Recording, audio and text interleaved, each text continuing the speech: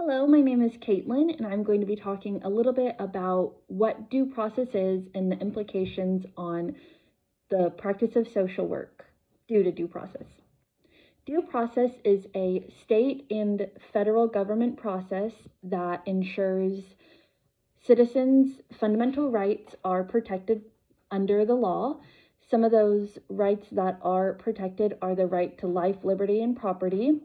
And essentially, due process wants to ensure that before life, liberty, or property can be taken away, citizens have the right to know what they are being charged with, and they have the right to defend themselves during a fair trial.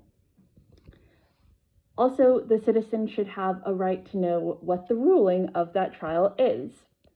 Two parts of due process are substantive and procedural. Procedural is the right to be notified of the hearing, and substantive is essentially asking if the government was justified in infringing on the fundamental rights of the citizens. One limitation of due process is the fact that it's not exact or specific, so there are some challenges that come along with that. Due process is an important part of social work and has some major ethical implications. As social workers, we have the responsibility to act in an ethical way and follow the NASW Code of Ethics.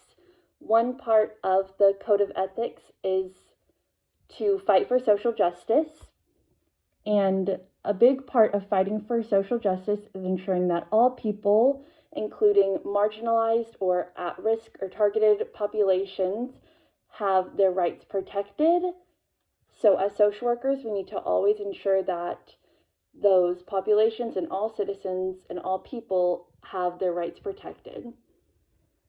In my personal life, due process will impact my practice because honestly, I didn't know much about due process. I didn't really understand it.